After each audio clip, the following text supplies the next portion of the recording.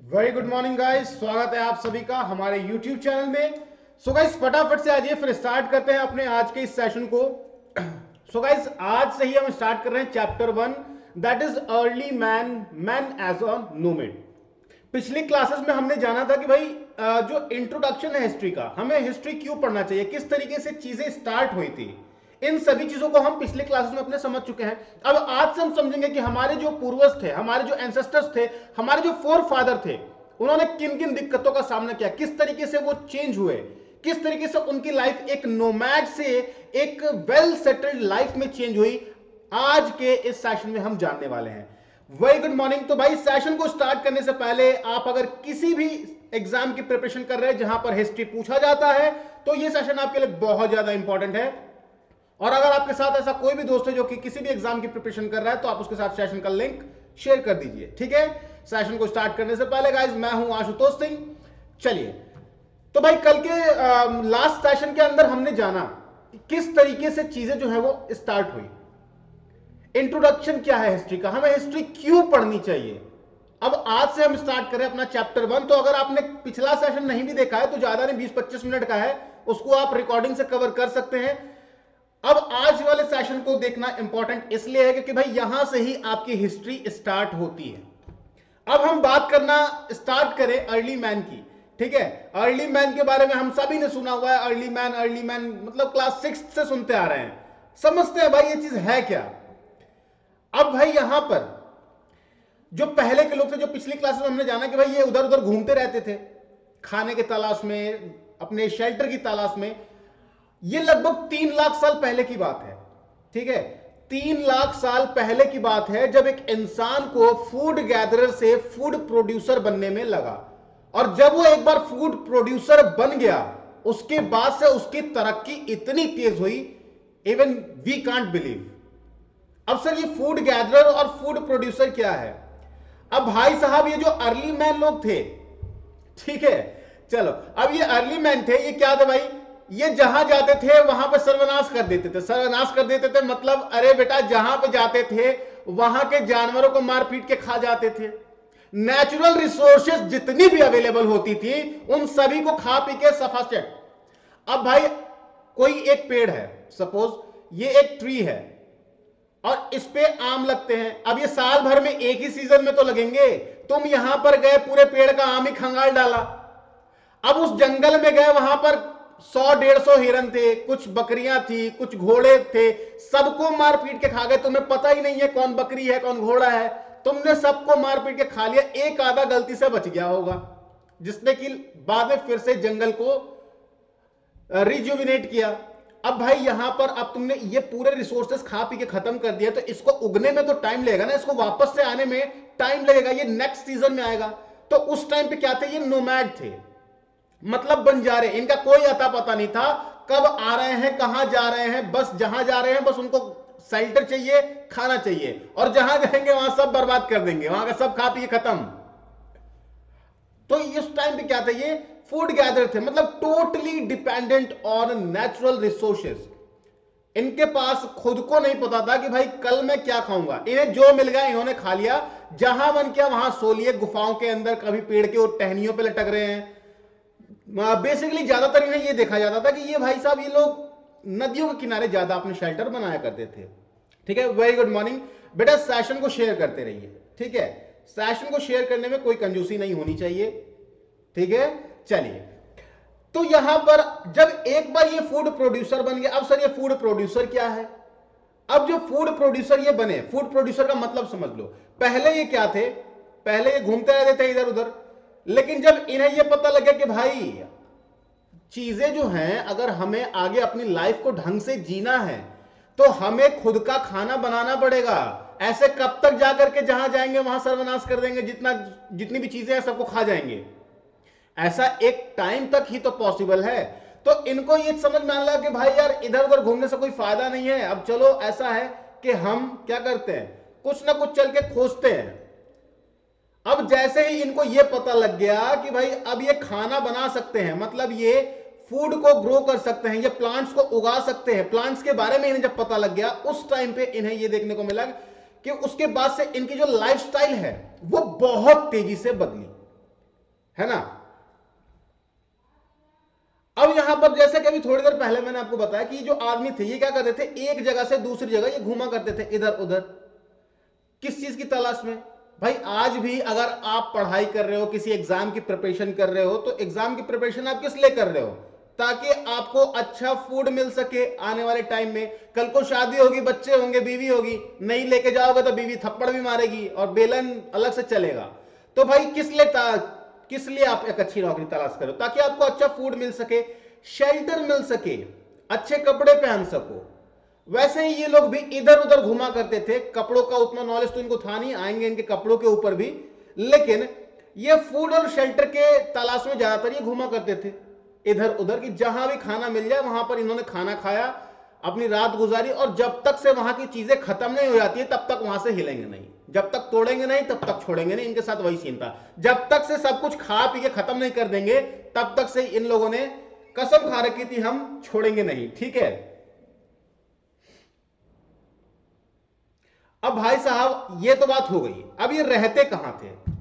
ठीक है। अब ये तो इनके खाने पीने और खाने पीने की बातें हो गई कि भाई इधर उधर घूमते थे, जहां जाते थे सब खा पिए खत्म।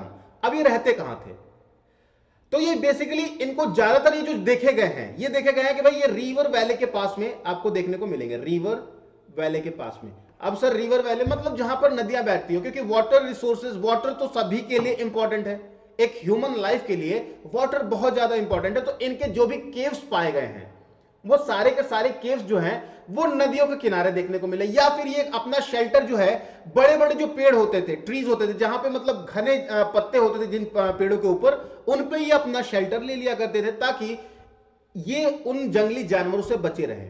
अब जब ये जंगली जानवरों से बचे रहने की बात तो ठीक है, अब ये जंगली जानवरों से, और इसके बाद अगर कोई भी ऐसी नेचुरल कैलेमिटीज होती थी, लाइक अब भाई थंडर आ गया, बिजली कड़क रही है, बचपन की बात याद करो, बताया जाता था इंद्रदेव नाराज हैं इसलिए बिजली कड़क रही है, अभी थोड़ी देर बाद बारिश होगी, इतनी तेज बारिश होगी भाई साहब, मतलब दिमाग में पूरी तरीके से वाहियात चीजों को भर दिया गया था। अब भाई इनको तो पता ही नहीं है भाई ये नेचुरल क्लाइमेटीज होती क्या है, ये थंडर क्यों आ रहा है, इसके पीछे का रीजन क्या है। जब इन्हें पता नहीं है तो इन्हें डर लगता था, अब जब इन्हें डर लगता था ये दुबक के बैठ जाते थे। उसके अलावा भी इन्हें डर लगता था, किस चीज से, वाइल्ड एनिमल से। हालांकि ये मारपीट खा तो सभी को जाते थे, लेकिन वाइल्ड एनिमल से जलते इनको डर लगता था। लाइक जैसे अगर कोई चीता आ गया, शेर आ गया, तो इन्हें उनसे डर लगता था। अब इससे क्या हुआ, एक समय के बाद चलो एक कहानी सुनाते हैं आपको।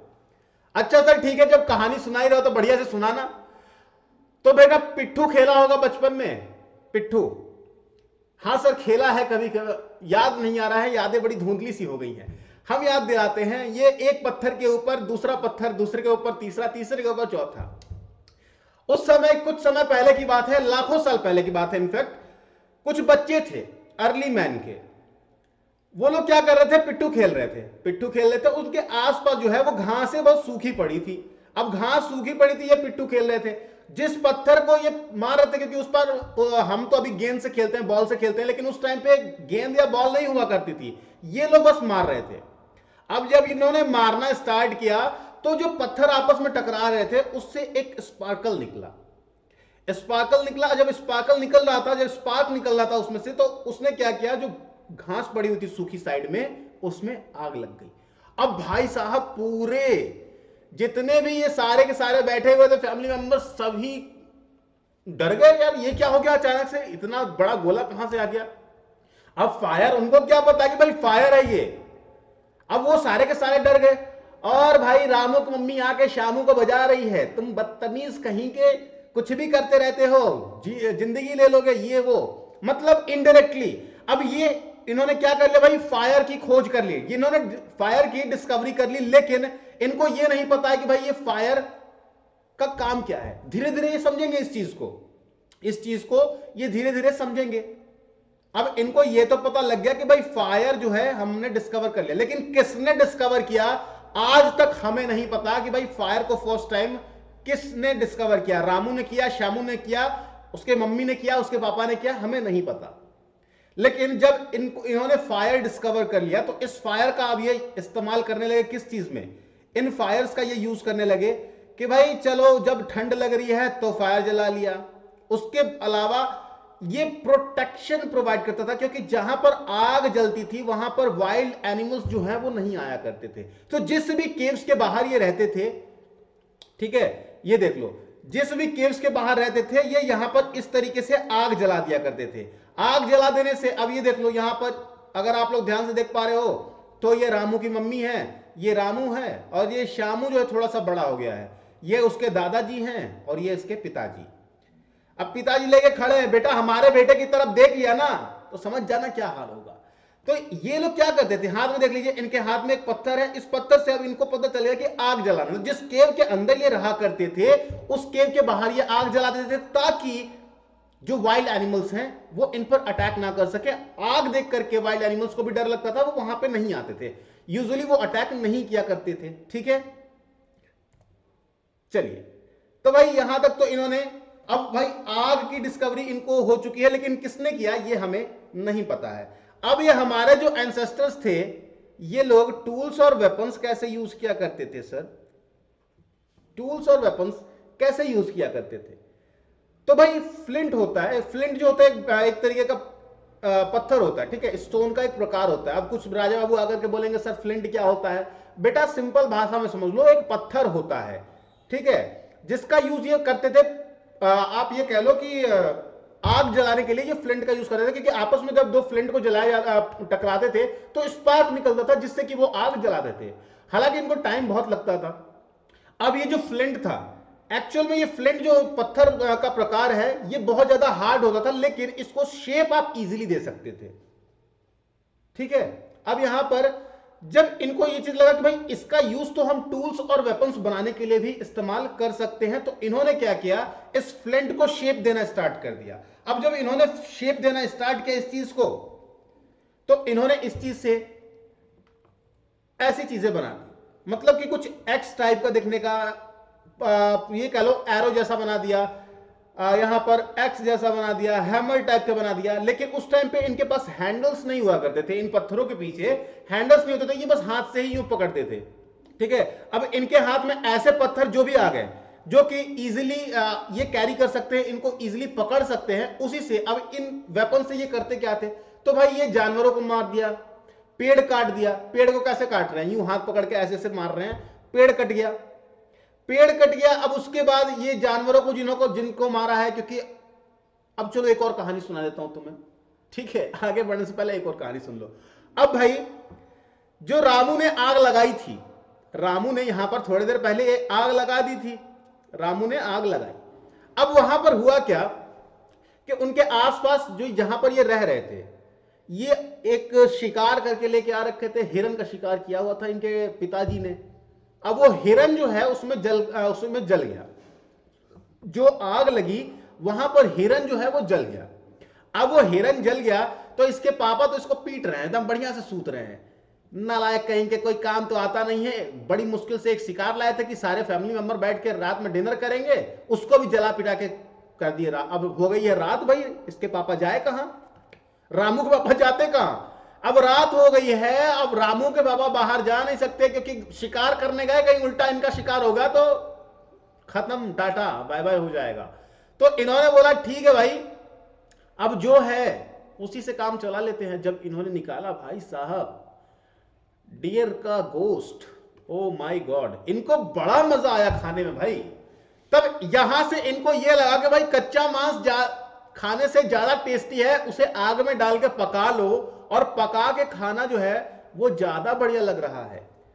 फिर पहले तो रामू की सुताई हुई थी, बढ़िया से सूते गए थे, लेकिन अब वहां पे वाहवाही दी जा रही है, वाह बेटा वाह रामू क्या काम किए हो, मतलब दिल खुश कर दिया यार, मतलब मजा आ गया हिरन खा के। अब पापा जी इनके बोले कि अगली बार से हम बनाएंगे।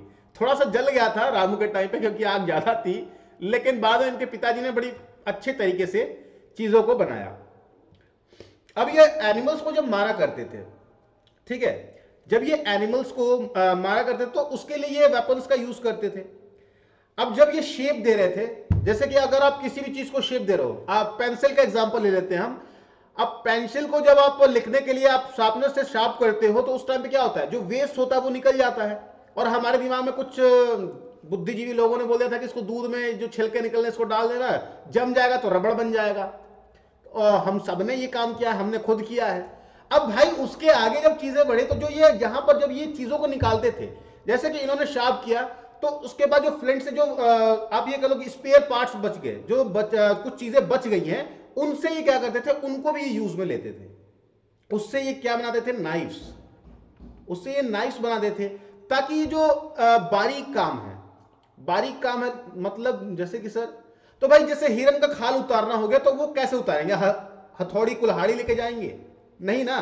तो इससे जो बच गया होगा ये नाइफ्स का इस्तेमाल कर लेते थे। ठीक है, अब ये नाइफ्स वगैरह बना लिया इससे, या फिर स्क्रैपर्स बना लिए।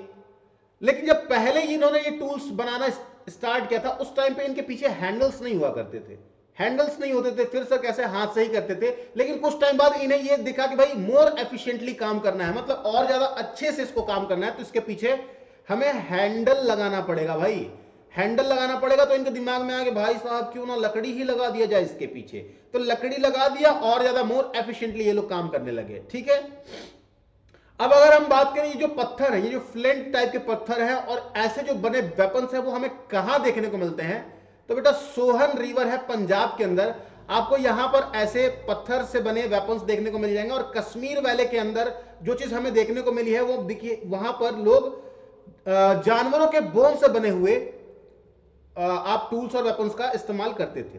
ठीक है, जय हिंद बेटा। तो भाई अब यहां तक ये टूल्स और वेपन्स की तो बात हो गई है कि इन्होंने खोज किया, मतलब इन्होंने एक भी चीज को वेस्ट नहीं किया। तो यहां से तो हमें सीख लेनी चाहिए कि ये एक वेस्ट चीज को भी वेस्ट नहीं करते थे। हालांकि हमसे बहुत कम दिमाग था उनके पास, लेकिन बहुत ज्यादा था, क्योंकि इन्होंने फ्लिंट से एक एक्स बना दिया या फिर एक हैमर बनाया, तो जो भी उसमें से रेसिड्यू चीजें निकल के आई हैं, जो भी उसमें छोटे छोटे पीसेस निकल के आए हैं, उनसे भी इन्होंने, जिसको आप चिप्स कह सकते हो, फ्लेक्स कह सकते हो, उसको भी इन्होंने अच्छे से यूटिलाइज किया, उसको यूज किया। ठीक है, अब सर इनके फैशन के बारे में बात कर लेते हैं जरा सा। अच्छा बेटा, ठीक है, आ जाओ। तो भाई कहानी सुनाते हैं एक फिर से आपको। अब हुआ क्या भाई, गर्मी का मौसम चल रहा था, रामू के पापा, रामू की मम्मी और शामू सब लोग एक पेड़ के डाली पे चढ़ के बैठे हुए थे कि भाई पेड़ के नीचे थोड़ा सा ठंडा रहता है। अब धीरे धीरे गर्मी वहां से जाने लगी। जब गर्मी जाने लगी तो भाई अब बरसात का मौसम आने लगा। अब भाई रामू को लगने लगी ठंड, शामू को भी लगने लगी ठंड। रामू और शामू को देख के उसकी मम्मी को बड़ा बुरा लगने लगा, यार हमारे बेटे कहां पर हैं यार, ये चक्कर क्या है। डर गई पहले वो। अब जब डर गई तो इन्होंने रामू के पापा से बोला, अजी सुनते हो। तो रामू के पापा बोलते हैं, हाँ भगवान बोलिए। तो यार बेटे को बड़ा ठंड लग रहा है, जरा कुछ इंतजाम कर लेते। तो अभी थोड़ी देर पहले मैंने, अगर आप स्टोरी को एकदम ध्यान से सुन रहे हो, तो मैंने बताया कि ये क्या करते थे, नाइफ्स वगैरह से अब ये खाना पकाने लग गए थे। ठीक है, अभी खाना पका कर खाने लगे थे, क्योंकि आग की डिस्कवरी हो गई है, आग को किस तरीके से यूज करना है ये इनको पता चल गया है। टूल्स और वेपन्स इन्होंने बना लिए हैं। अब यहां पर इनको धीरे धीरे, गर्मी में तो ये ऐसे ही शॉर्ट्स पहन के घूमते थे जैसे हम भी गोवा के बीच पे, ठीक है, आज ब्लू है पानी पानी करते हो ना, वैसे ही ये लोग भी बहुत छोटे कपड़े पहना करते थे गर्मियों में। तो उतना कुछ ज्यादा सीन था नहीं, ऊपर कुछ पहनते थे या नहीं थे कोई पता नहीं है, इसी तरीके से घूमते थे भाई साहब। देख लो, नीचे पहनते थे, ऊपर का पता ही नहीं है भैया, ऊपर चल रहा है ऐसे ही, खुद के ही हेयर स्टाइल को एकदम तगड़ा एकदम स्टाइल बना रखा है, कोई दिक्कत वाली बात नहीं है। तो भाई वहां पर जब ये कहानी में आगे बढ़ते हैं, तो कहानी में जब ये हम आगे बढ़े, तो रामू की मम्मी ने बोला, शामू के पापा सुनते हो। रामू की मम्मी, शामू के पापा, भाई दोनों एक ही भाई है भाई, तो रामू के पापा बोलो या शामू की मम्मी बोलो, बात तो एक ही है। अब यहां पर इनको लगने लगी ठंड, तो इन्होंने बोला, ऐसा सुनो भगवान, जो हमने हिरन के छाल को निकाल के रखा था उसको पहना दो बेटे को। और जब उसको पहनाया गया तो भाई उनसे यह पता लगा कि इसमें बड़ी गर्मी है और एक हिरन का छाल काफी है। उसके बाद कुछ पेड़ों की छाल ये पहनने लगे। उसके बाद बड़े बड़े जो लीव्स के होते थे, पाम लीव्स वगैरह हो गए, तो इनको भी ये यूज करने लगे एज अ क्लोथ्स। तो भाई इनको फैशन के बारे में पता चला कि भाई जो वेदर होते हैं, वेदर के अकॉर्डिंग हमें किस तरीके से अपने कपड़ों को चेंज करना है। मतलब इनका क्लॉथ्स जो है वो भी अब इन्हें पता चल गया कि गर्मी में भाई शॉर्ट्स पहनना है, बरसात आ गई तो शॉर्ट से थोड़ा सा ऊपर जाना है, और ठंड आ गई तो हिरन के खाल को अपने शरीर पर लपेट लो, उससे गर्मी बनी रहेगी। ठीक है, तो भाई ये तो इनकी नोमैड वाली जिंदगी होगी, बंजारे वाली। अब ये धीरे धीरे जो है इनको इन्वायरमेंटल नॉलेज जो है इनकी इंक्रीज होने लगी। अब इन्वायरमेंटल नॉलेज जब इनकी इंक्रीज होने लगी तो उससे क्या हुआ भाई, इनको बहुत सी चीजें जो है उसके बारे में पता लगा। अब भाई ये जब इन्वायरमेंटल नॉलेज इनकी इंक्रीज होने लगी तो इनको ये लगा कि भाई चलिए अब जो कुछ भी है, अब इन्वायरमेंटल नॉलेज जब इनकी इंक्रीज हो रही है तो ये यहां पर कंफर्टेबल लाइफ की तरफ जाएंगे, कंफर्टेबल लाइफ की तरफ जाएंगे ना। अब ऐसा तो है नहीं कि भाई यहां पर इन्वायरमेंटल नॉलेज इंक्रीज हो रही है, इनको पर्यावरण के बारे में पता लग रहा है। Environmental knowledge increase in the sense कि इनको ये चीजें पता लग गई कि भाई देखो ये पेड़ जो है इस पर से अब हमने जो फल खा लिए हैं, अब इसको एक टाइम लगेगा आने में, तो इसके लिए हम दूसरी जगह जाते थे और फिर से जब यहां पर ये लौट करके आए तो देखा कि यहां पर फिर से, मतलब इनको ये चीजें पता लग गई कि एक बार जब पेड़ से फल गिर गया है तो दोबारा उस पे आता है। तो इनडायरेक्टली क्या है, इनको एनवायरमेंट की नॉलेज होने लगी। अब जब इनको एनवायरमेंट की नॉलेज होने लगी तो इनको अब और ज्यादा कंफर्टेबल लाइफ ये खोजने लगे, भाई और ज्यादा कंफर्टेबल लाइफ की तरफ हम जाएं। अब जब और ज्यादा कंफर्टेबल लाइफ की तरफ ये जाने लगे तो इनको भाई क्या चीज की जरूरत है कि ये ज्यादा से ज्यादा डिस्कवरी करें। भाई डिस्कवरी करोगे तभी तो भाई कंफर्टेबल लाइफ जियोगे। आज अगर आप कंफर्टेबल लाइफ जी रहे हो, लैपटॉप सामने खुला है, फोन सामने खुला है, मैं आपको पढ़ा रहा हूं, आप वहां पे पढ़ रहे हो, मुझे नहीं पता कौन कहां बैठा है, कौन देहरादून में, कौन चंडीगढ़ में, कौन पंजाब में, कौन उत्तर प्रदेश में बैठा है, कौन कर्नाटक में बैठा है, हमें नहीं पता। आई लिटरली डोंट नो आप कहां से पढ़ रहे हो, लेकिन हमने अपना कंफर्ट के अकॉर्डिंग अपनी टेक्नोलॉजी को डेवलप किया, हमने इन्वेंशंस किए, हमने डिस्कवरी की। वैसे ही यहां पर जब इनको एक कंफर्टेबल लाइफ की जरूरत पड़ने लगी तो इनको अब ज्यादा से ज्यादा क्या करना पड़ेगा, डिस्कवरी करना पड़ेगा। इन्हें प्लांट्स को ग्रो करना सीखना पड़ेगा, किस तरीके से प्लांट्स को उगाया जाए। जब भाई ये सीखेंगे कि प्लांट्स को किस तरीके से उगाना है तभी तो ये आगे सरवाइव कर पाएंगे, एक कंफर्टेबल लाइफ जी पाएंगे। हाँ जी सर, बात तो बिल्कुल सही है। तो हुआ क्या, एक बार ये लोग फल खा रहे थे भाई साहब, चलिए एक और कहानी सुन लीजिए।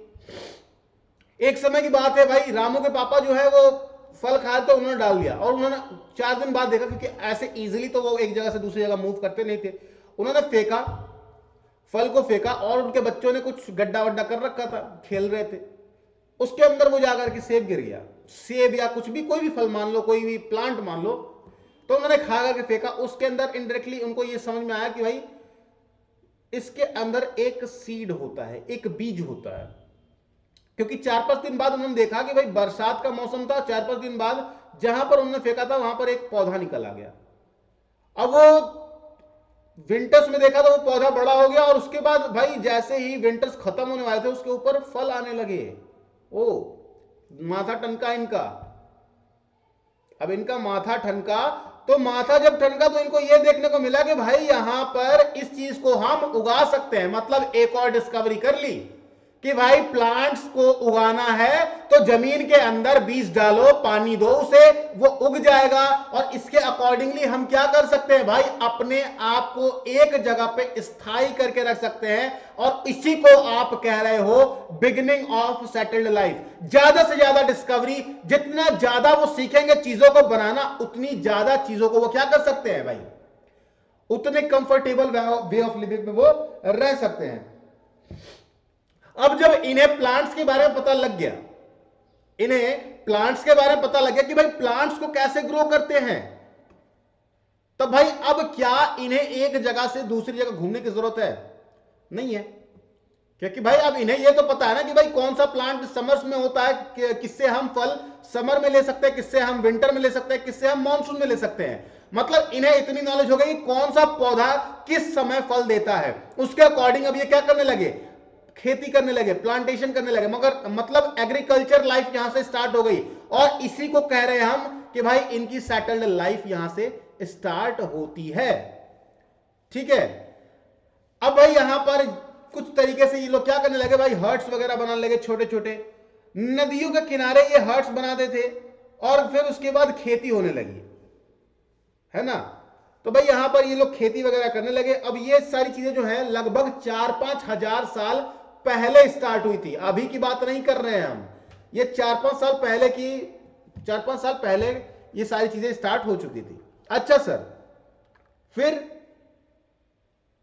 तो भाई जब रामू की मम्मी यहां पर खाना पका रही थी तो इन्होंने देखा कि भाई यहां पर एक बकरी है और उसका बच्चा जो है जाकर के दूध पी रहा है। इनके समझ में नहीं आ रहा भाई ये कर क्या रहा है। भाई डेली जाकर के वहीं पे लग जाता है, दूध पीता रहता है।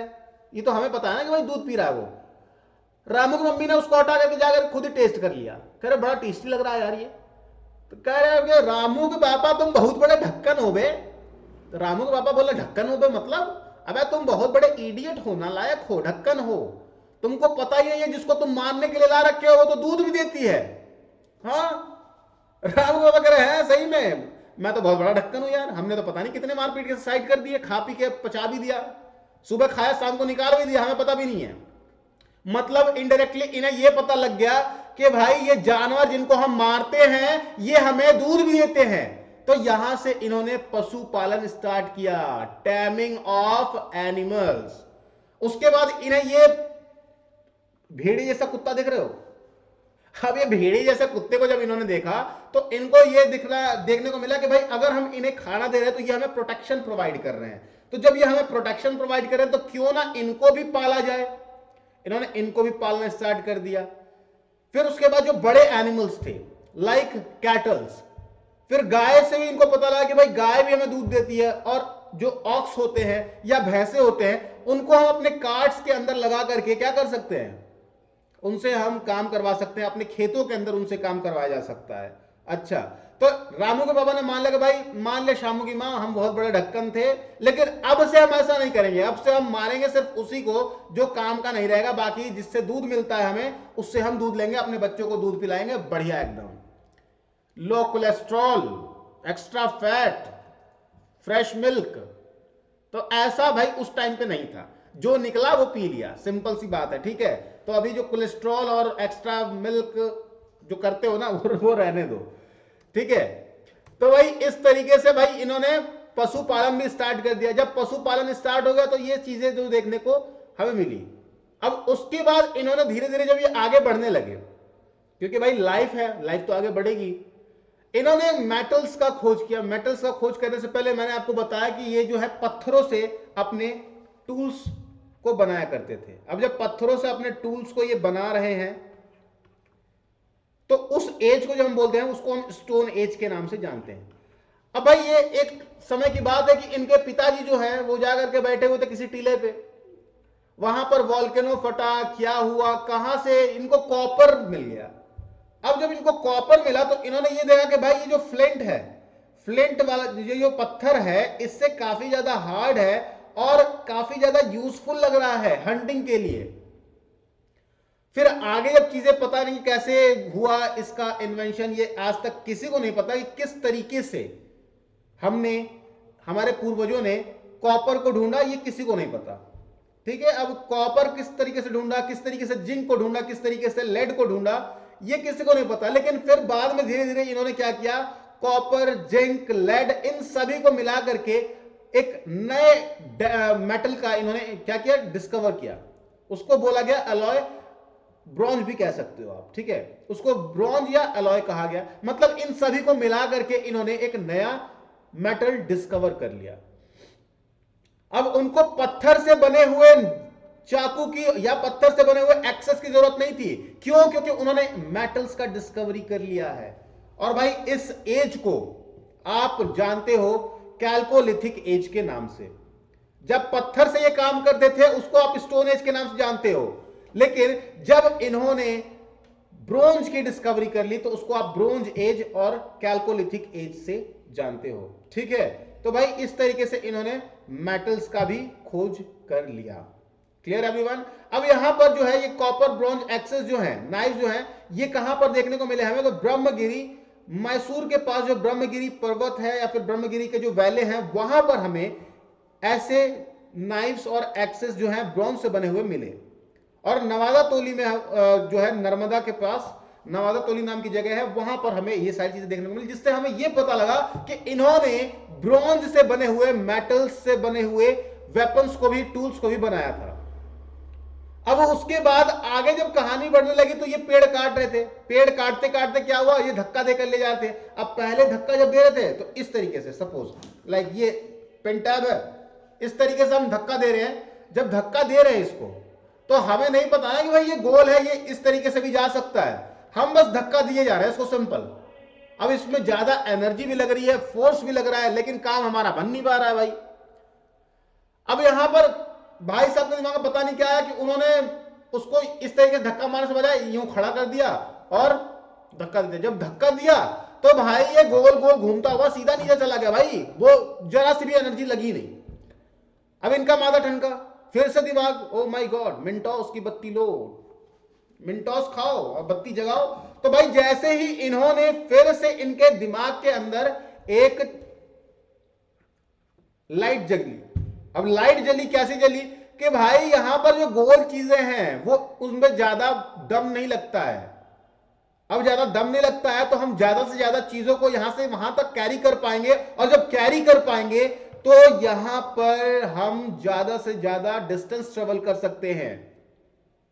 अब पहले जो है पोट्री वगैरह जो है ये कैसे बनाते थे कि भाई कोई सर्कल वाली चीज मिल गई, उसके आसपास इन्होंने क्या कर दिया भाई, क्ले वगैरह वो प्लास्टर कर दिया और उसके बाद उसको निकाल लिया। लेकिन जब इन्होंने व्हील्स की डिस्कवरी कर ली तो उसके बाद अब पोट्री बनाना भी इनके लिए आसान हो गया। एक जगह से दूसरी जगह ज्यादा से ज्यादा वेट लेकर के जाना आसान हो गया। मतलब कि व्हील्स ने एक इंसान की जिंदगी में बहुत ज्यादा इंपॉर्टेंट रोल प्ले किया, उसकी लाइफ को इजी बनाने में बहुत ज्यादा इंपॉर्टेंट रोल प्ले किया।